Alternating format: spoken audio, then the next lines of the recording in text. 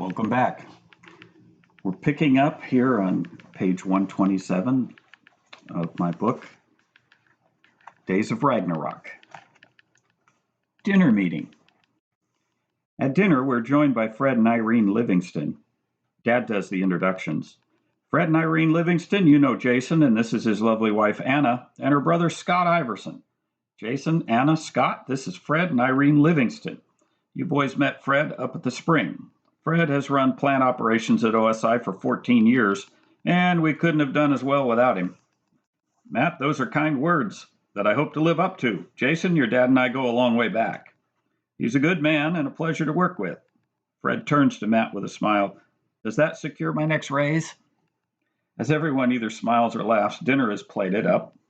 In a big bowl is something that looks like a cross between chili and stew. Vegetables, meat, and beans served in a bowl with more Milo biscuits. Since ice isn't available, a pitcher of cold tea complements the meal. The tea tastes like chamomile with a hint of lemon. Scott tastes it and has to ask, "What's this tea made of? It's really good." Irene answers, "Scott, I asked the same question. Lisa Isham says our garden isn't producing yet, so it has to be wild herbs." Then I asked Stephanie and Christy, they run the kitchen, and they told me that Lupe Ramos and the Palmer girls pick herbs and things like lemon flowers for tea and seasonings. They're good at finding it and run across plenty as they pick Johnson grass for making sleeping mats. A lot of the seasonings we use are local herbs and picked by our girls. Scott asked, how do the girls know what plants not to pick? Aren't some plants poisonous? Scott has a bit of concern showing on his face. Good point. Stephanie Sweeney is a dietitian and minored in botany. She checks everything with a plant identification guide and sometimes sends things to the medical hut. She has been teaching the girls what to look for. I'm pretty sure your tea is safe. Irene's assurance relieves Scott's concern, but his attention returns to the meat in the main dish. Compliments to the chef. You eat well. Scott is accustomed to eating unusual foods and not at all squeamish, but his curiosity is piqued. I can't make out what meat this is. It's very good, but not venison or beef. What is it? Fred speaks up. I think it's the last of the Aoudad the boys shot last week. Aoudad, I say. Scott and I have chased those nearly every time we've come out here, but never got a clean shot at one. Who's the great hunter? You would expect Bob Isham, says Dad, but you'd be wrong. It was Paul Sawyer. He was checking out fishing holes and walked right up to this big Aoudad doe. I guess it didn't see him. Paul took it with his sidearm from 50 feet away. He has bragging rights this week. Most have finished eating, but those that have bust their dishes are returned to their seats. Dad stands and gets the attention of the group. Before we start, I'd like to introduce with great pleasure and relief, adds Harry Taylor, as everyone chuckles.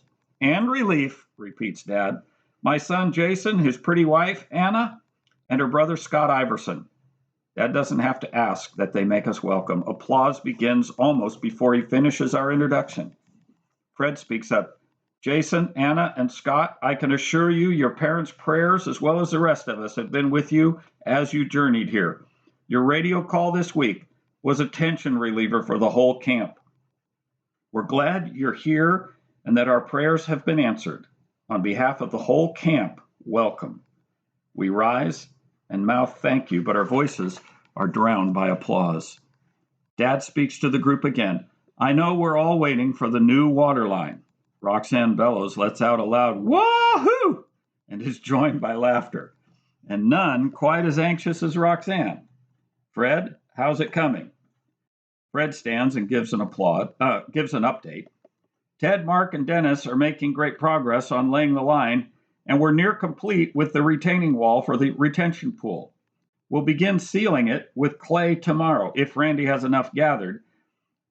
We are on schedule to have water down to the garden area by the weekend, and into the kitchen, laundry, and wash huts by early next week. Roxanne asked, does that mean we can draw water from the new line this weekend and not have to bring it from the spring? Good question, Roxanne. but it brings up a small problem. When we seal the bottom of the retention pool, the red clay is going to muddy up the water pretty good. We'll do the walls first and the bottom on Friday. We have to let the mud settle by itself to get a proper seal. So the plan for tomorrow is to temporarily suspend the laundry and go on water rationing while the pool fills and clears itself. As soon as the water clears, we'll be able to use the new line. Roxanne suggests we can scrub out the wash tubs to hold reserve water and top off the barrels we have. Suggestions come early or come easily as the group develops several ways to accommodate the water shortage. There are no complaints, just assistance and cooperation. Some suggestions are comical, but one meant for humor turns into a great idea. It's a comment made by John Stubbs. If Randy and George smell too bad on the way home, I'll do everyone a favor and shove them into the creek that runs by the pit.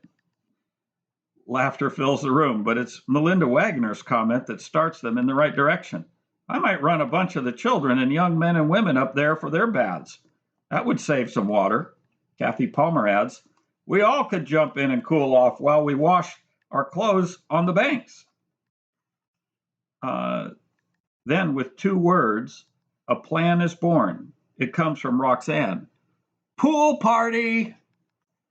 Dad leans over and talks with Fred, Harry, Irene, Rachel, and Mom. They're all smiling as Dad stands with his hands raised. We've been working pretty hard without a break or complaint. I think it would be a great idea to shut down for a day and throw ourselves in the creek on Saturday. What do you say? What a good change from the earlier days when complaints superseded solutions. A mix of cheers and applause make it official. Calling this a pool party is accepted, even though it's a small creek and not a pool. Hardly a water resort. The creek is within walking distance, but a safe place. And we can make this a fun event. Perhaps it's the diversion or that the group needs something. Anything to celebrate.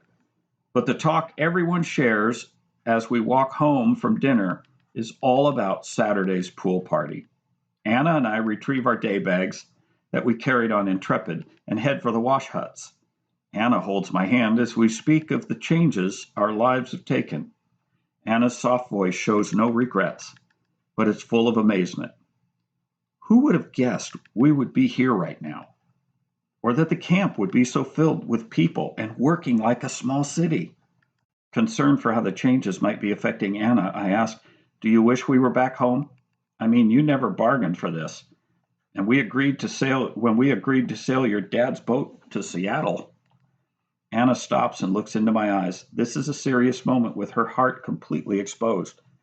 Jason, I love being with you, and I love you.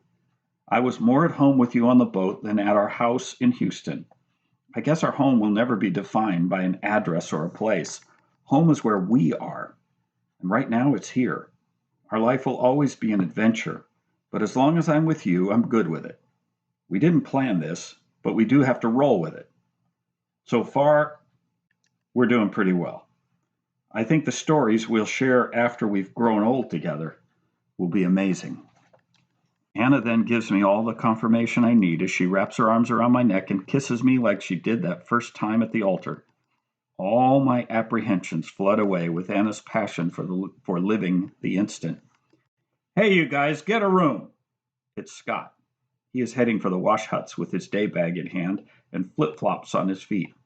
As he passes us and hurries on, he shouts over his shoulder, I get the first stall. But Scott is wrong. When he gets to the wash huts, there's a line of about 6 people waiting for an empty room. Showers, if you can call them that, don't take too long, but 8 stalls have to be shared among nearly a dozen families and about equal number of single people. Cooperation is important. Diversity of work helps as those working at the pits or other dirty jobs choose to wash up before dinner. Those working in the kitchen, laundry, and a few others choose to wash in the morning. The rest stand in line as the sun sets. It became a social gathering, and waiting isn't a bother. At the front of each line are barrels of water and buckets for each person in turn to fill and take with them into the wash hut. Of course, the girls take longer, but as each surrenders to the simplicity and ease of shorter hairstyles, hair care becomes easier and takes less time. Scott, ever the clown, has borrowed a pair of pink bunny slippers from Roxanne, and when he emerges from the wash hut, he has a towel wrapped in a turban around his head and bunny slippers on his feet, though they hardly fit, and his day bag over his arm like a purse. The whole camp hears the laughter, but most wonder what they're missing, finding their place. Anna and I don't sleep well tonight. These mats are going to take some time getting used to. At least a breeze keeps the air moving. As the sun begins to chase away the darkness, I kiss Anna awake. You have to get up. It's morning and they won't keep breakfast waiting for you. What time is it? Anna's response is with closed eyes that don't want to wake up. 7 o'clock comes twice a day and it's here right now for you. I enjoy waking up my not a morning person wife. Anna cannot conceal her smile as the corners of her mouth begin to curl upward. I think I'll wait for it to come around again. Reaching over with a single outstretched finger, I begin moving it towards Anna's ribs. Anticipating what will come, Anna breaks into uncontrolled laughter as she grabs my hands defensively. No, I'm up. Breakfast begins at 7, and customarily the pit and field crews eat first. Way more work can be done before the heat of the day, and it helps to get them going first. When we get to the community building, some mats are still occupied with smaller children, but most are stacked against the back wall, and those who don't have a hut are already up. Anna feels bad that we were assigned a hut while others are still sleeping in the community building and says something to me about it. Kathy Palmer comes in with us and overhears Anna's remarks to me. Good morning. I'm Kathy Palmer. My husband Brent is already off to work, but my 3 daughters are Kristen, Kelly, and Corey. I'm glad to meet you in person. Oh, it's good to meet you too. Anna turns to Kathy. I've heard a lot of good things about your busy girls. You have good reason to be proud of them. We are, thank you. I couldn't help hearing your concern for being assigned a hut while others share the community building. I don't mean to be nosy, but I want you to know your hut was one of the first built, and we've been waiting for you to come fill it since the beginning. This is your family's camp, and we are the guests. We are all grateful for the Connors opening up their place for us, and you not being here was such a burden for Matt and Cynthia. We just love those two. We decided to build your hut first, after the community building. Everyone needs hope to lean on when life gets tough, and your hut became a monument of hope for us because you were on your way here. In some ways, our wait for you to arrive represented the hopes we all have concerning loved ones and our hearts and minds. Your arrival answered our prayers, and it's a joy for us to see that special hut is no longer vacant. Anna's tears begin leaking down her freckled cheeks. As she hugs Kathy, all she can muster to say is, "You people are awesome." Breakfast is special this morning. Thanks to the Wagner's 30 chickens, fried eggs accompany pancakes today.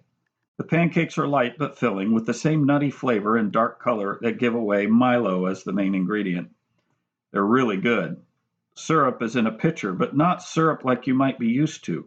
It's more like a sauce, a combination of applesauce, peaches, and some wild fruit with a little extra sugar. It makes a great pancake topping. Cooking the fruit mash boils away tartness and blends the flavors. Getting used to this won't be a problem. People are eating and chatting as the door opens. Scott walks in, and many stop eating, stand and applaud. Scott grins and takes a complimentary bow, still hamming it up over last night's shenanigans at the wash hut. Roxanne is sitting with Nikki and Jackie Chambers, but waits for Scott to join them at their table. He picks up a plate, cup of hot tea, utensils, and walks to where Roxanne scoots over, making him a place next to her. Anna comments, "Well, Big Brother seems to have hit it off with the locals." Quietly I add, and pretty ones too. We both smile understandingly as we finish our tea together. After breakfast, we walk over to the old cabin where Mom and Dad meet us on the porch. Mom wants to show us the livestock. As Mom walks, she explains why the livestock is so close to the cabin. Predators are plentiful in these hills, and we've seen cougar, bobcat, and numbers of eagles and hawks. We can't provide feed to keep the stock penned up, so we have them free range during the day and penned up at night. The hens keep a watch over the sky. One will give an alarm, and they all take cover. The hawks may get a few, but they won't get many. Cougar and bobcat are a different matter. If they attack, we won't have chickens in the morning, and they will cart off a goat every week. Next to the cabin, we can hear the goats, and they get noisy when they sense a predator. Matt has a shotgun next to our bed, and he wakes real easy. We haven't lost a bird or goat yet. The goats aren't here right now. Robert and Brendan Wagner are our shepherds. They take them out to graze and find food by day and bring them back here before dinner. Robert keeps a shotgun and Brendan has a slingshot for lesser trouble. Mom walks over to the chicken pen and opens the door, letting them out. Most of the birds run out to begin scratching for food, but some stay behind for their turn in the nesting boxes. Anna smiles as she says, I guess they have to wait in line too. Dad asks, what are your plans for today? Anna says she wants to look over the medical hut while I have arranged for a tour of the pit.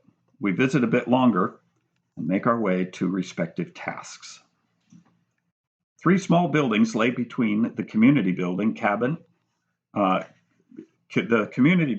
and cabin. But inside the outer circle of huts, communications is furthest from the old cabin. Headquarters is in the middle, and the medical hut is closest. If sparse is a good description of the medical hut, this is sparser. A cot is collapsed against the wall with a chair in front and to the middle of the floor. Next to the chair is a small end table, and to the right of the room is a counter made of boards with shelves behind. On the shelves are bundles of weeds and a few bottles of various over-the-counter medications. On the end of the counter is a good-sized aloe plant missing the ends of several of its leaves. Welcome to the camp hospital, Anna. I'm Jackie Chambers. I've been working here because my first aid training and because I know how to put a Band-Aid on a boo-boo. I'm sure glad to see you arrive. We can really use your RN skills. Anna's first impression of Jackie is good, and it only grows better with time. She's a stunning brunette, but her most attractive feature is the look of purity in her eyes. She radiates compassion, and that is sure to calm the most nervous patient. In a different way, Jackie is like Rita. Anna feels naturally comfortable around her, and she knows that working together is going to be easy. I'm glad to meet you, Jackie. I've heard a lot of good things about your care already. You've done a good job. As for RN skills, let's hope we can stick to Band-Aids and boo-boos. That would suit me just fine. Jackie reaches for a package. There's a box here that Jim sent for you. I didn't open it because I think it's medicine and I wouldn't know how to use it, so I left it sealed. Jackie lifts a medium-sized box from behind the counter and sets it on top for Anna to open. Well, let's see what Jim sent us. Do you have a knife on you? Jackie reaches behind the counter and brings out a pair of scissors. Works for me. Anna opens the box. Inside, under bubble wrap, are boxes and bottles of medicine, along with supplies of syringes, needles, bandages, and ointments. Looks like we're in business, Jackie. How do you know what medicine to use? Do they make you memorize all that in nursing school? Anna carries a side bag with a strap from her opposite shoulder. In it, she carries a stethoscope, blood pressure cuff, latex exam gloves, personal items, and 2 books that she removes to show Jackie.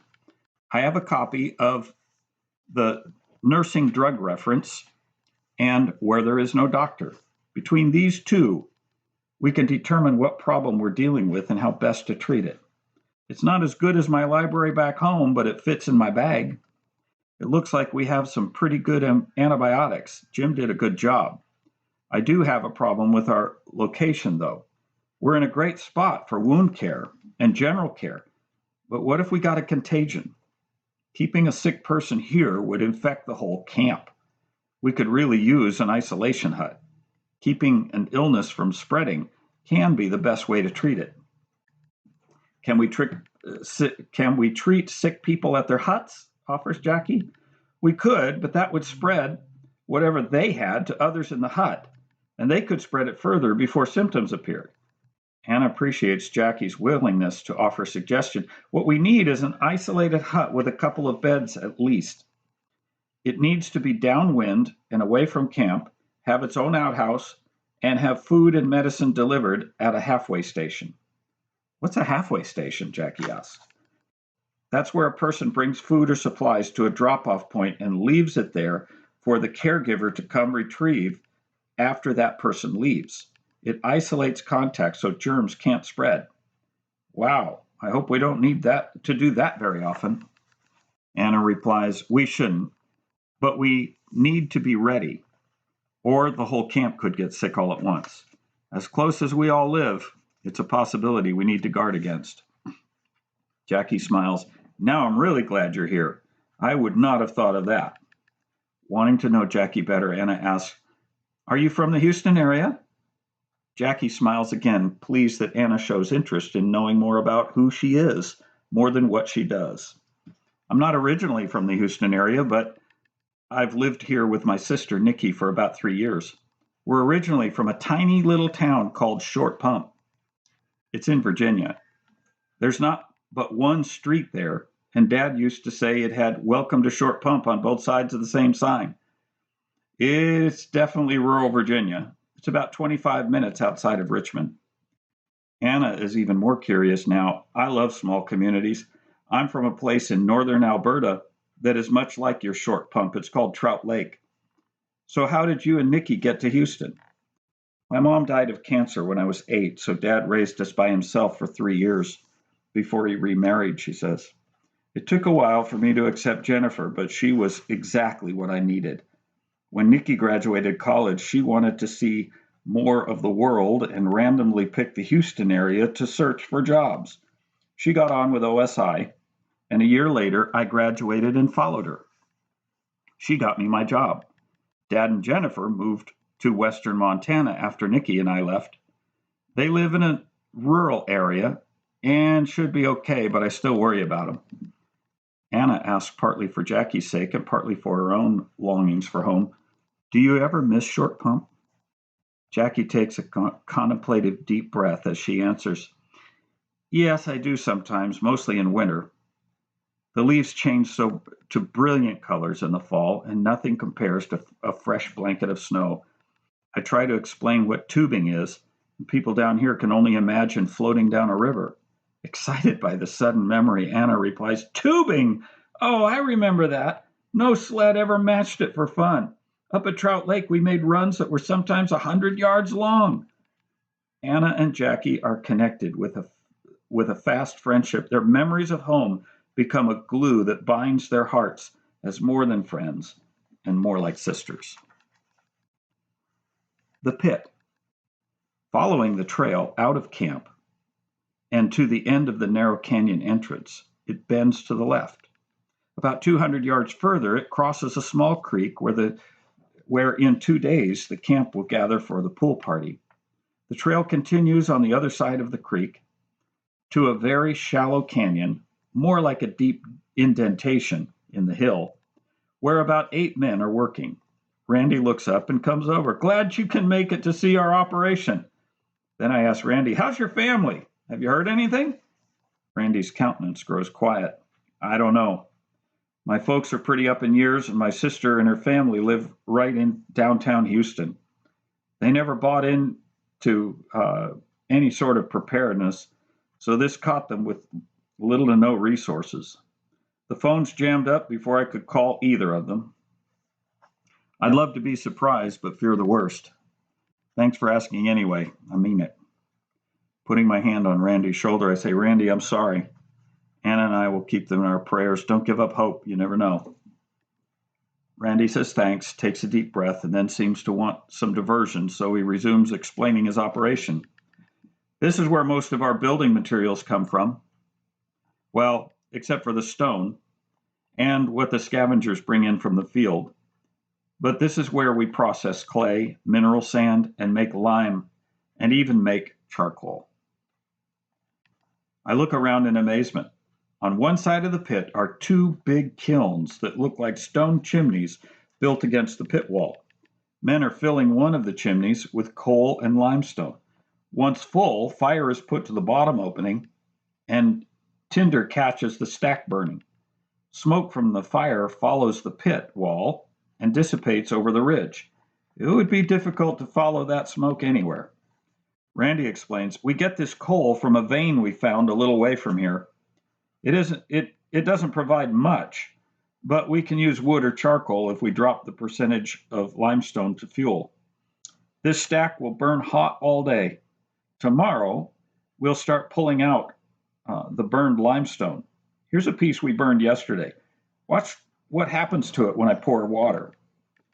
I watched as Randy dribbles water from a soup can onto a burnt piece of limestone. At first, it appears the water was only absorbed, but then it begins to sizzle and steam as the limestone falls apart. We make a pretty good mortar out of this. The burnt limestone is quicklime. We crush it to powder and mix it with sand to make mortar. The crusher was found at what looked like an abandoned blacksmith operation. It's really ingenious. Randy walks over to the crusher so I can get a better look at it. The crusher is very simple. A steel beam has a piece of drill pipe welded perpendicular to make a hinge point. At the far end is a counterweight made from an old engine block. At the near end is about a 2-foot section of 8-inch pipe vertically welded with an end cap to act as a hammer. The 8-inch pipe is filled with scraps of metal and nails to make it heavier. A car spring causes the beam to rebound as it pounds the soft burnt limestone into powder. The crusher can be operated with one hand, pulling a rope connected to the beam. Well, Randy, I doubt Asha would approve, but this thing is cool. How did you move it here? We used the Wagoner's truck and trailer back when it was safer to move around. It still took a lot of hands to take apart and get it here, but it's the core of our whole operation. I think it was designed as a blacksmith's drop hammer, but it works really well on limestone. What other stuff do you make? You mentioned clay processing and mineral sand. What's that? I'm impressed with all they do at this pit. Randy enjoys showing their work. Red clay is everywhere around here, but raw clay is either too heavy to haul in large quantity or too weak to make pottery with. We do two things with it. For the water box reservoir, they need a lot of clay to seal it. We take raw clay and pound it to powder after it's dry.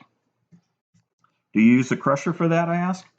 We can do that by hand. The clay is soft and turns to powder without a lot of effort. Drying out the clay removes most of the weight, and as a powder, it's easy to work with. We're able to deliver all the clay for Fred and Harry in about 3 trips in the Ranger. Now to make clay ready for pottery, we burn some raw clay as mud pies. After they're fired, we crush them into what looks like coarse sand called grog. Blend it back into some clean raw clay, and the grog acts like aggregate in concrete and gives strength to the clay for use in pottery. We're not producing much pottery yet, but several people are learning to work with it for the future. I guess you can fire the pottery here too, I add. What's mineral sand? I didn't understand it at first, but Stephanie Sweeney, she's a dietitian who works in the kitchen. She picked out some green-looking limestone and asked me if I could crush some for the garden.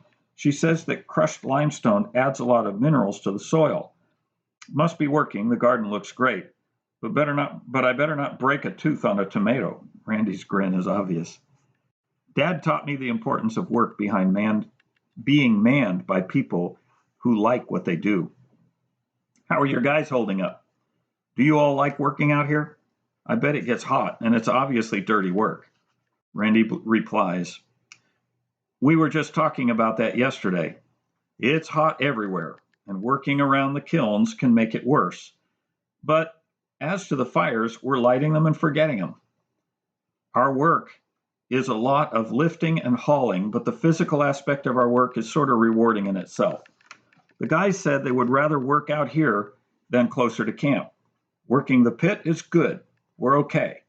But thanks for asking. It's nice to know we're not forgotten. Almost as soon as Randy speaks, Brent Palmer and Alan Duncan come by with a field-dressed javelina tied to a pole between them. Brent is one of the gifted hunters who helped provide for the kitchen. This female javelina was snared last night, he said. It had been feeding on cactus and roots and didn't smell strong. It should be good eating, but he wasn't headed back to camp, and it won't wait till he does. I'm guessing I'm going to have to impose on you fellows to consume the evidence again. George Harden and John Stubbs come right over, thank Brent for the lunch, and say they know just what to do with it. They also tell them to stop by in about 4 hours if they're hungry. Brent has to decline, but says he will another time. Randy comments, looking rather coy.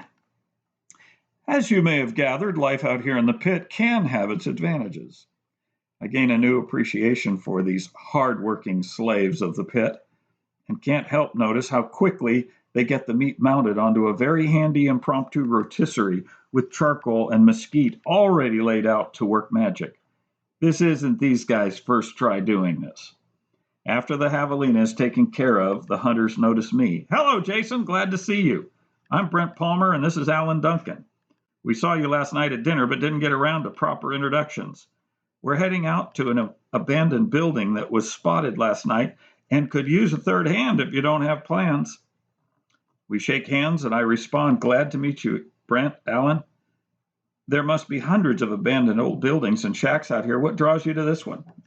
Alan answers, last night, after dinner, there was a new moon, so I took a walk with my son, Riley, to the Wagner's and the Wagner's son, Robert. We took the east trail up to the ridge to see the stars without the hills in the way. We also keep a lookout for camp lights that may indicate predators in the area. That's when we noticed a light not much bigger than a candle flame or a flashlight coming from the northeast. I mentioned it to Brent, and he said there's only about one place it could be coming from, and now we're going to check it out. You could help us with a backup. My caution flag goes up. Shouldn't we bring more people for backup? If there were unfriendlies down there? Brent says, I appreciate the caution. I've hunted that part and know the lay of the area. There's a dry wash to give us a good cover to approach unnoticed. We can get within 50 feet of that shack in complete cover. We've been glassing the area from the ridge and seen no activity, but we need to get a closer look. If we see no sign from the wash, I'll work my way around and peek in the broken window on the shaded side. No shadow, no reflection. If I get into trouble, you two will have my back from good cover. I have an AR-15 and a shotgun that I keep on every hunt, and both Alan and I keep a sidearm. I was carrying the SIG-40 that Jim had given me in case I came on a snake or other unpleasant wildlife. Brent continues, bringing more than 3 men makes it difficult to approach undetected, and bringing more will make it difficult to be discreet. If there are unfriendlies, we need to know about them. Brent's plan and logic are solid and gives me a better feel to the mission. Part of Brent's job as a hunter is to also work reconnaissance. This fit that role precisely. We tell Randy, who knows of the shack, if we're not back in 3 hours, he is to bring help from camp. All is set. And that will close today's reading. Catch you again tomorrow.